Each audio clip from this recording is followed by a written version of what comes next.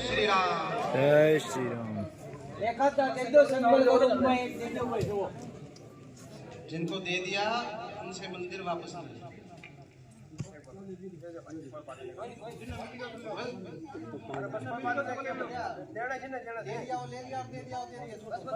और गए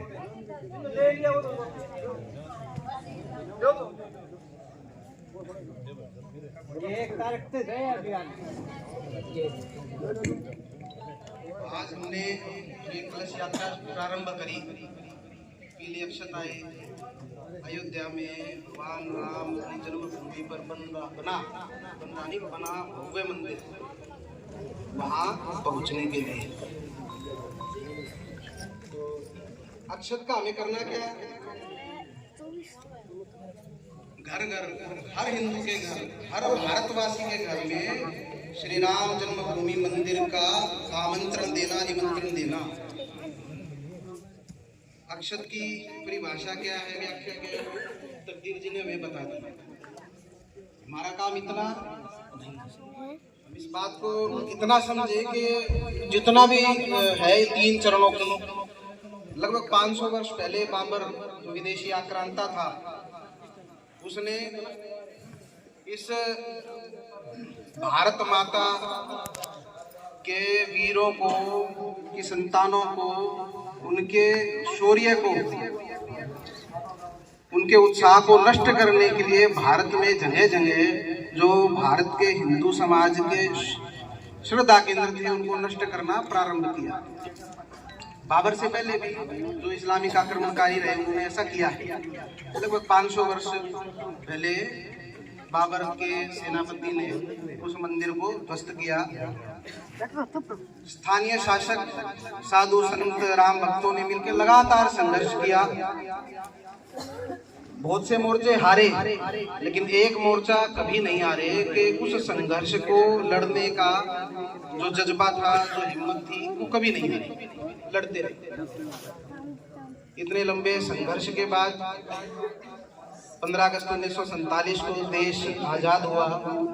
उसके कुछ समय बाद एक ऐतिहासिक घटना घटी अयोध्या में। जो बाबरी ढांचा था, उस बाबरी ढांचे में भगवान रामलला प्रकट हुए मूर्ति के रूप में। वर्तमान सरकार के सख्त निर्देश उत्तर प्रदेश सरकार को हुए कि मूर्ति को उस ढांचे से, बाबरी मस्जिद, उनके शब्दों में तो बाबरी मस्जिद थी, वहां से हटाया जाए। लेकिन उस समय अयोध्या के जो कलेक्टर थे उन्होंने कहा कि यह संभव नहीं है। गोविंद बल्लभ पंत मुख्यमंत्री उत्तर प्रदेश ने फिर सख्त आदेश दिए कि हटाना है। तो कलेक्टर ने कहा किसी और कलेक्टर को लगाओ, क्योंकि बिना नरसंहार के ये होगा नहीं और नरसंहार में करूंगा नहीं। जन आक्रोश और जन दबाव के कारण वो मूर्ति नहीं हटी।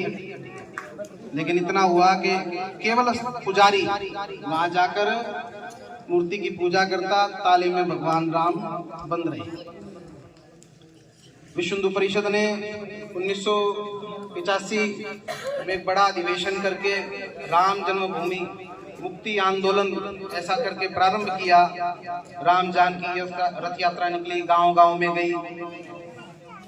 हम सबको याद होगा, बड़ी माताएं, बड़े बुजुर्ग बैठे हैं। 87-88 में राम शिला पूजन भी हुए। हम सब ने 1 रुपया और 1 ईंट, नारा था 1 रुपया दे दे रे मैया राम काज के नाम। ठीक है जी। वहां से संघर्ष हुआ। 1990 में एक उत्तर प्रदेश में आतताई की सरकार थी, कार सेवा का आह्वान हुआ। बहुत सारे राम सेवक कार सेवा के लिए गए। मुलायम सिंह मुख्यमंत्री ने कहा कि अयोध्या में परिंदा भी पर नहीं मार सकता। उत्तर अयोध्या से 200-200 किलोमीटर दूर रेलें रोक दी, रास्ते बंद कर दिए। लेकिन राम भक्त कार सेवक जंगल जंगल पैदल अयोध्या पहुंचे। उस क्रूर मुल्ला मुलायम ने गोलीबारी का आदेश दिया। हजारों कार सेवक शहीद हुए। उसमें कोठारी बंधु का नाम हमने सबने सुना है, बहुत हुए थे। सबसे पहली गोली लगने वाले 2 भाई थे कोठारी बंधु कलकत्ता के। 1992 में फिर कार सेवा का आह्वान हुआ विश्व हिंदू परिषद से। 6 दिसंबर 1992 को वह जो कलंक हमारे ऊपर था, हिंदू समाज पर था, उस कलंक को हमारे बड़े बुजुर्ग राम भक्तकार सेवकों ने तोड़ दिया, नष्ट कर दिया। इस देश के हमारे ही नामधारी हिंदुओं ने अदालतों में चुनौतियां दी, बड़ा लंबा संघर्ष रहा, राम के होने के सबूत मांगे गए, राम को काल्पनिक कहा गया, कृष्ण को काल्पनिक कहा गया, लेकिन संघर्ष जरा 2007 में राम सेतु को भी काल्पनिक कहा। उस संदर्भ में तो सरकार ने हलफनामा दिया, एफिडेविट दिया कि राम काल्पनिक है, केवल भेड़ बकरियां गाय चराने वाले ग्वालों की कथाएं हैं, इसलिए राम का कोई इतिहास नहीं है। और राम सेतु भी एक प्राकृतिक कारणों से बन गया। सरकार की बड़ी दुर्गति भी हुई। हम हिंदू जनमानस इतना दुखी और इतना असहाय हो गया कि जैसे एक छोटा बच्चा जब अपने माँ बाप से, अपने परिवार से बिछुड़ जाता है तो वो बिलखता है, तो हमारी आत्माएं वैसे बिलख रही थी। हमारा अस्तित्व क्या, हमारा हिंदू समाज, हमारा हिंदू राष्ट्र, पूरे विश्व में एकमात्र देश हिंदू, और वही हमारी स्थिति क्या है? हम 80 करोड़ हिंदू होकर कुछ नहीं कर पा रहे।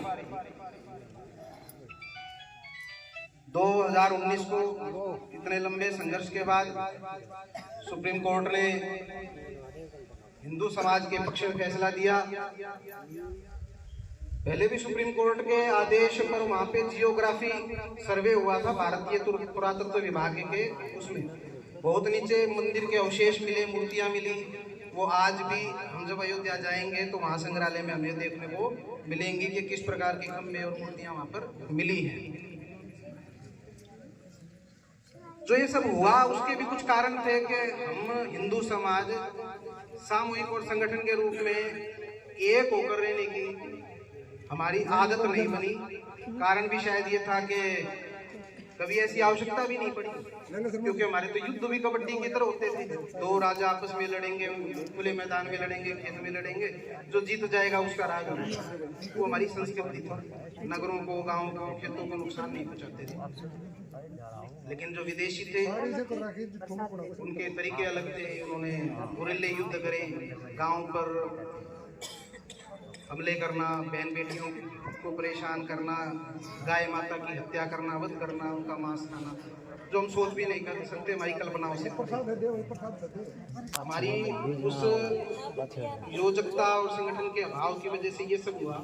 लेकिन इतने संघर्ष के बाद जब हम यहाँ पहुंचे हैं, मंदिर बन गया 22 जनवरी 2023 को वो मंदिर, उसकी प्राण प्रतिष्ठा हो जाएगी, सबके लिए मंदिर के दर्शन उपलब्ध हो जाएंगे। राम एक देवता मात्र इतना नहीं है। राम की आरती करने से केवल हमें कुछ प्राप्त हो जाएगा, बेटा हो गया, बेटे की शादी होगी, नौकरी लग गई, व्यवसाय चल गया, खेती बाड़ी बढ़िया होगी, भैंस ने दूध दे दिया, इतना मात्र नहीं। राम एक राष्ट्र पुरुष है। राम हमारे मन में विराजते हैं। जब राम का नाम लेते हैं तो हमारे मन में उत्साह का निर्माण होता है, मर्यादा और चरित्र का निर्माण होता है। कथा सुनते हैं, जिन्होंने सुन रखी वो राम का नाम लेने से अपने मन का, अपनी आत्मा का अवलोकन करते हैं कि मैं किस दिशा में जा रहा हूँ, मेरा चरित्र क्या राम जैसा है, मैं राम का नाम ले रहा हूँ। हमें करना क्या? जो अक्षत मिले हैं उसको घर घर देना। 22 जनवरी से पहले सभी हिंदू परिवारों में अक्षत पहुंच जाए, निमंत्रण दिया जाए। और 22 जनवरी को अभी पीछे दिवाली गई, उस प्रकार राम आ गए, अयोध्या वापस आ गए, किस उत्साह के साथ दिवाली बनानी। कम से कम 5 दीपक अपने घर में, अपने प्रतिष्ठान पर, अपने खेत में, अपने मंदिर में जरूर जलाएं। ज्यादा जलाएं, जितनी मर्जी जलाएं, लेकिन कम से कम 5 दीपक जरूर जलाएं। आतिशबाजी करें, क्योंकि राम अयोध्या आए हैं। अपने गांव के, अपने नगर के, अपने मोहल्ले के मंदिर में सजावट करें, बहुत अच्छा हो कि वहाँ एलईडी की व्यवस्था या टीवी की व्यवस्था करके सामूहिक रूप से मंदिर में भजन कीर्तन करें। 11 बजे के लगभग मंदिर में प्राण प्रतिष्ठा का आयोजन लाइव दिखाना शुरू हो जाएगा। हम उस प्राण प्रतिष्ठा के आयोजन को लाइव देखें और प्राण प्रतिष्ठा होने के बाद जो भगवान राम के मंदिर की आरती होनी है, उसी मंदिर को हम अयोध्या में श्री राम जन्मभूमि मंदिर माने और वहां पर हम आरती की व्यवस्था करें, आरती करें उसी के साथ। जब वहां अयोध्या जी में आरती हो रही होगी, हमें दिख रहा है बिल्कुल बारीक समय सारणी हमें मिल जाएगी कि कितने बजे प्राण प्रतिष्ठा कार्यक्रम प्रारंभ हुआ और कितने बजे आरती प्रारंभ हो जाएगी। इतना बड़ा हिंदू समाज 100 करोड़ के लगभग आज है, तो सारा अयोध्या नहीं जा सकता, ना व्यवस्था हो सकती इतने बड़े समाज की। तो हम अपने मंदिर को, अपने मोहल्ले में जो मंदिर है उसी को अयोध्या का राम जन्मभूमि मंदिर माने और वहीं पर यह सब आरती करें, उसको लाइव देखें। थोड़ा हमें अपने उस दिन सोमवार है, नौकरी पेशा भी लोग होंगे, तो इस चीज का ना करके मैंने देख लिया, मेरे मोबाइल पर देख लिया है, घर पर बैठ के टीवी पर देख लिया। राम सामूहिकता का नाम है, राम अकेले का नाम है। कि राम भगवान में इतनी क्षमता नहीं थी कि रावण को अकेला मार दे, क्षमता थी, लेकिन सारों समाज को इकट्ठा किया, गरीब को इकट्ठा किया, वनवासियों को इकट्ठा किया, वानरों को इकट्ठा किया, अनपढ़ को इकट्ठा किया। तो हम सबको भी राम के वो वानर समझकर अपने आप को राम के काज में इकट्ठा होना, मंदिर में आरती करना। मेरा सबसे हाथ जोड़कर निवेदन कि 22 जनवरी को अवश्य अपने स्थानीय मंदिर में व्यवस्था करें एलईडी या टीवी की और वहां इकट्ठे होकर प्राण प्रतिष्ठा के कार्यक्रम को देखें। और एक बात का और ध्यान रखें, अभी 2 साल पहले श्री राम जन्मभूमि मंदिर निधि संग्रह अभियान ऐसे चला था। हम सब ने भी राम मंदिर के निर्माण के लिए पैसा दिया है। ट्रस्ट का या विश्व हिंदू परिषद का या किसी भी अन्य संगठन का ऐसी कोई योजना नहीं है कि उस मंदिर के लिए पैसे की आवश्यकता नहीं। जितनी चाहना थी उससे बहुत ज्यादा पैसा आ चुका, एक मंदिर और बना सकते, इतना पैसा आ चुका। हमारे ही समाज में ऐसे भी धूर्त लोग हैं जो इस अवसर का लाभ उठाते हैं। कई जगह पकड़े भी गए हैं जो राम जन्मभूमि मंदिर के नाम की पर्चियां कटवा कर, पर्ची छपवा कर हम भोले भाले हिंदू समाज के पास दोबारा पैसा उठाने के लिए जा रहे हैं। तो कोई भी व्यक्ति, कोई भी संस्था इस नाम पर पैसा मांगने आए कि राम अयोध्या में बन रहे राम मंदिर के लिए पैसे की जरूरत है, या यहाँ से जो जाएंगे उनके लिए मंदिर की जरूरत, पैसे की जरूरत है, कतई कोई पैसे की जरूरत नहीं है। ना कोई ऐसी योजना है कि धन की आवश्यकता है। कहीं भी पैसा ना दे राम जन्मभूमि मंदिर के लिए। समाज में और बहुत काम चलते हैं, वो अलग बात है, लेकिन अयोध्या में बन रहे राम मंदिर के लिए, प्राण प्रतिष्ठा के आयोजन के लिए, अक्षत वितरण के लिए या मंदिरों में लगने वाली एलईडी के नाम पर हमें कोई पैसा नहीं देना। जो दिखे तो स्थानीय कार्यकर्ता को या पुलिस को या कोई टोल फ्री नंबर है ना होगा, वो भी दे दिया जाएगा। सबके व्हाट्सएप में आजकल पता चल जाएगा, ये सबको पता भी होगा, शायद मेरे को बताने की जरूरत नहीं है कि पैसा देने की कोई आवश्यकता नहीं। धन्यवाद। जय श्री राम। अभी प्रसाद की व्यवस्था है, प्रसाद लेकर के अच्छे भव्य कार्यक्रम का एक सफल आयोजन किया और उसका समापन भी अच्छे ढंग से किया गया है। तो अभी एक एक राम मंदिर का चित्र मातृशक्ति के लिए और प्रसाद अभी आप माता जी सब लेकर के आप घर की तरफ प्रस्थान करेंगे। और उसके बाद अभी जो जितनी हमारी पुरुष और युवा पीढ़ी अभी बच गई है, वो माता जी यहाँ बैठी हैं इस स्थान के ऊपर आके, और जो कलश आए हुए हैं प्रत्येक गांव के, तो वो अपने अपने गांव के कलश लेकर के किस प्रकार से योजनाबद्ध तरीके से कार्यक्रम करना है, किस प्रकार से गांव में पहुंचना है, वो सब जानकारी तुरंत बाद दी जाएगी। तो जितनी पुरुष शक्ति है, ये वानर सेना, युवा शक्ति है, वो सब माता जी के उठने के बाद यहाँ इसके ऊपर आ जाएंगे पंडाल पे। मैं कपिल शास्त्री जी से आग्रह करूंगा कि राममाला के लिए वो आगे आए। एक बार मिल गया दोबारा ना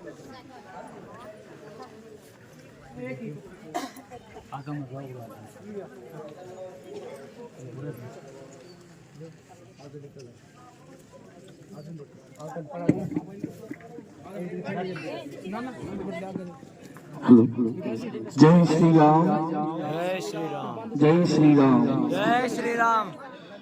नीलाम भुज श्यामल कोमलांगम सीता समारोह पितवाम भागम पाणो महासायक चारु चापम नमामि रामम रघुवंश नाथम। बोलिए श्री रामचंद्र भगवान की। आप सभी भातृ मातृशक्ति सभी राम भक्त संघ के सदस्य सभी को बीतना ग्राम की तरह ही अच्छा उत्सव आज भगवान राम के लिए मनाया गया। तो जितने भी यहाँ पर आए हुए हैं अलग अलग ग्राम बस्तियों से, तो सभी से यही प्रार्थना है कि जिस प्रकार से अयोध्या सजाई गई है उसी प्रकार से अपने हर ग्राम बस्ती को सजाएं, मंदिर को सजाएं, देवालयों को सजाएं और भगवान राम का संकीर्तन करते रहें। जब श्री रामचंद्र जी वनवास में थे तो भरत ने अपनी प्रजा को कहा था कि देखिए ये राजा का अधिकार नहीं होता है किसी को वनवास देना, लेकिन आप प्रजा चाहे तो भगवान राम को वनवास नहीं होता, इसलिए उसमें प्रजा भी दोषी थी। भरत के साथ सभी मिलकर भगवान राम को लाने के लिए वन में गए थे। तो उसी प्रकार से 500 वर्षों के बाद भगवान राम हमारे भारतवर्ष में भारत देश में आ रहे हैं। तो सभी मिलजुल कर शक्ति के साथ इस उत्सव को मनाना है।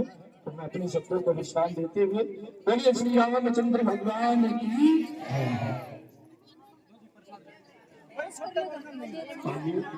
आइए राम माला करेंगे, श्री राम जी का संकीर्तन करेंगे। श्री राम जय राम जय जय राम, बोलो श्री राम जय राम जय जय राम, बोलो श्री राम जय राम जय जय राम, बोलो श्री राम जय राम जय जय राम, श्री राम जय राम जय जय राम, श्री राम जय राम जय जय राम। जय श्री राम। आप सभी राम भक्त यहाँ पहुंचे कादमा की पावन धरा पर यहाँ पहुंचने पर आप सभी का मैं गांव कादमा की तरफ से हार्दिक अभिनंदन स्वागत करता हूँ। और 22 जनवरी को हमारे राम जन्मभूमि पर रामलला का प्राण प्रतिष्ठा है। आप सभी अपने घरों में और मंदिरों में पूजा कीजिए और जाना चाहे वो जा भी सकते हैं और देखना चाहे वो अपने टीवी पे स्क्रीन पे देखिए। बहुत बहुत धन्यवाद। जय श्री राम। प्रतिशत में तो दोनों को मिलाकर के 100% होता है। हम 100% उपस्थिति हमारी थी। अभी मातृशक्ति का आशीर्वाद लेके प्रसाद दे करके अब इनको, क्योंकि घर का जो चूल्हा चौका होता है कार्यक्रम बहुत ज्यादा होते हैं इनके सिर पे, अभी माता जी से अनुमति लेके इनको घर पे भेज दिया है। अभी जो जितने युवा साथी भाई बंधु हैं वो अर्ध मंडल में एक बार जय किशन जी, सचिन जी भाई साहब अर्ध मंडल में एक बार संपत लेंगे। और सभी जो साथी बंधु हैं इनसे आग्रह है कि वो पंडाल में आ जाए। कार्यक्रम हुआ है अपने गांव में, अयोध्या से आए हुए पीले चावल गांव के माताएं बहनें, गांव के जो पुरुष शक्ति है वो सब इकट्ठे होकर के उसका ठीक इसी प्रकार से स्वागत करें और मंदिर में उसको स्थापित करें। उसके साथ में क्या है, एक तो प्रभु श्री रामचंद्र जी का मंदिर है उसका चित्र है और उसके साथ में एक पंपलेट है, उसमें क्या है पूरा विवरण है। देखो ये प्रत्येक घर में जाएगा।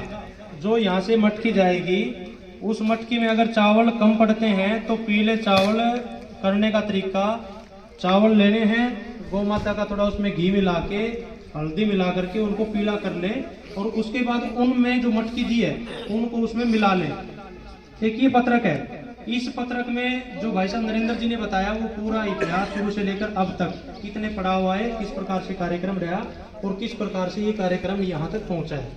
ठीक है, तो अभी आप ना यहाँ बीजना देवता मंडली से 2 जने मटकी लिया और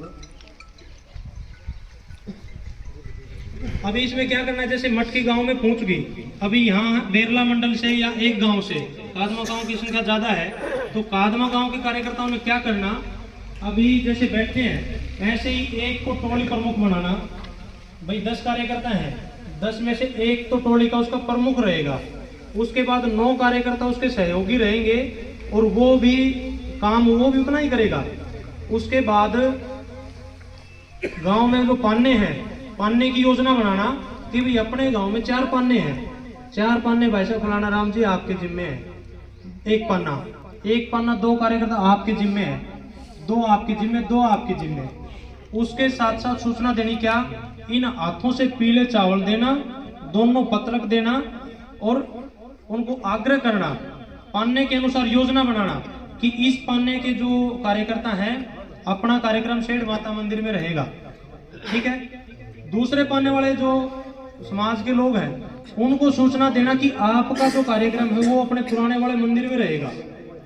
एलईडी की व्यवस्था कौन करेगा, हवन यज्ञ हो सकता है, कोई भी सामाजिक धार्मिक प्रवृत्ति का जो भी व्यक्ति है, धनाढ़ पुरुष है, वो अपनी श्रद्धा भाव से भंडारा, पूरी, लंगर, प्रसाद, क्योंकि राम का काज है ना भाई, सबका योगदान होना चाहिए, सबके हाथ लगने चाहिए। तो जो जिसकी श्रद्धा है वो उस टोली को बता करके वो व्यवस्था वहां सुव्यवस्थित ढंग से अपनी कर सकता है, उसमें कोई भी रोका टोकी नहीं है। अपने मोहल्ले में प्रत्येक घर तक पीले चावल पहुंच जाए और सूचना ये देनी, अयोध्या नहीं जाना है, क्योंकि ये वैश्विक स्तर पे, एक विश्व के स्तर पे पटल पे पहले पन्ने पे लिखे जाने वाला कार्यक्रम है। विदेशों के राजदूत इस कार्यक्रम में भाग लेंगे। हरियाणा से केवल 100 ऐसे श्रद्धालु भगत जन जाएंगे। कोई मठाधीश है, कोई बड़ा मंदिर है, उसका पुजारी है, कोई बड़ा संत महंत है बड़े मठ का, तो कोई जैसे सेलिब्रिटी हैं अपने जैसे नीरज चोपड़ा जी हैं, एक उदाहरण के तौर पे ऐसे केवल 100 की संख्या में भगत जन वहां जाएंगे। मुख्यमंत्री को भी अनुमति नहीं है, ठीक है ना, क्योंकि सुरक्षा की दृष्टि से।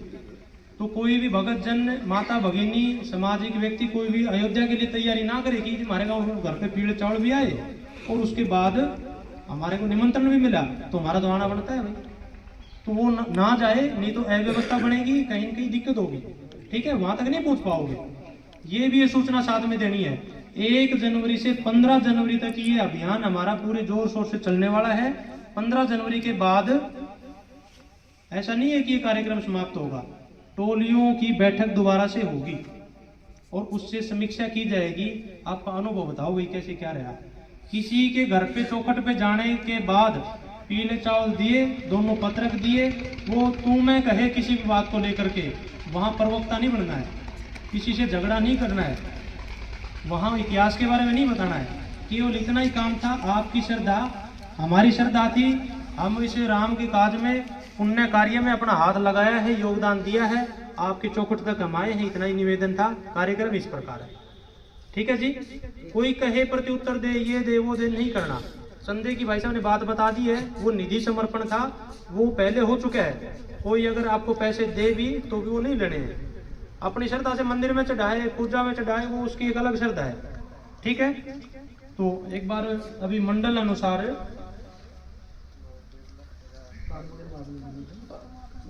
बेरला मंडल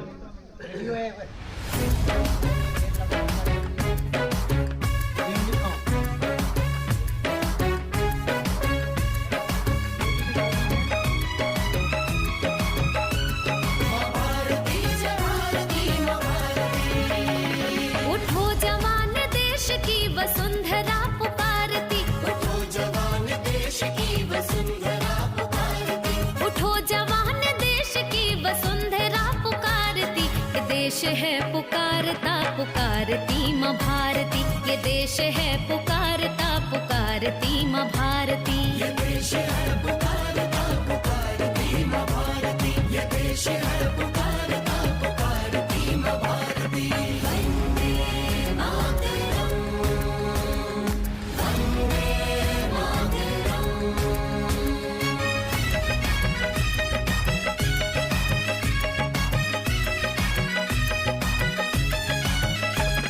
रगों में तेरे बह रहा है खून राम श्याम का, जगत गुरु गोविंद और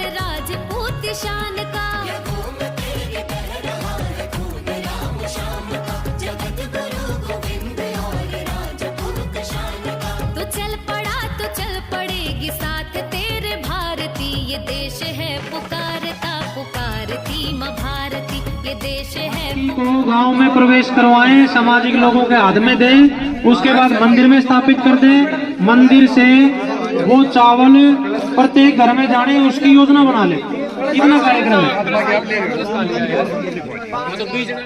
तो भाई हमारा यो अयोध्या राम मंदिर जो पूजन यात्रा थी कादमा के अंदर सफल रही, बहुत अच्छी रही और सभी को प्राण प्रतिष्ठा और ये फोटो दी गई है।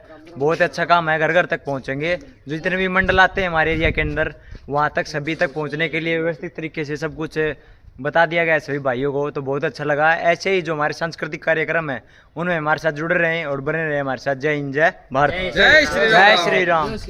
तो अभी हम समझाएंगे हमारे राम मंदिर के अंदर, राम मंदिर में जैसे हर गांव के लिए जो कलश यात्रा के लिए जो कलश दिए गए हैं, जो यहाँ पे हर गांव के एक मंदिर के अंदर जो कलश स्थापना की जाएगी तो उसके कलश स्थापना के लिए हम लोग जाएंगे सभी। तो सामूहिक रूप से चलिए चलते हैं आपके साथ। अभी चलते हैं हम हमारे प्रभु श्री राम के मंदिर में, पहुँच गए राम मंदिर में। अभी करेंगे कलश स्थापना, क्योंकि जो भगवान श्री राम जी हैं उनके स्थान पे दिल में हमारे, और ये हमारा स्थान है कादमा में अयोध्या का। जय श्री राम। ये कलश उतार लिया भाई गाड़ी है, तो अभी करेंगे कलश स्थापना। चलिए, जो कादमा गाँव है, कादमा गाँव का हर एक गाँव का एक आया मंडल का। तो अभी जो कलश, ये हमारा कादमा गाँव का सबसे प्राचीन राम मंदिर, प्रभु श्री राम का मंदिर। इसने इस साइड कर दो तो ठीक है सालेग्राम में ना, सही कोई दिक्कत नहीं। हाँ बस ये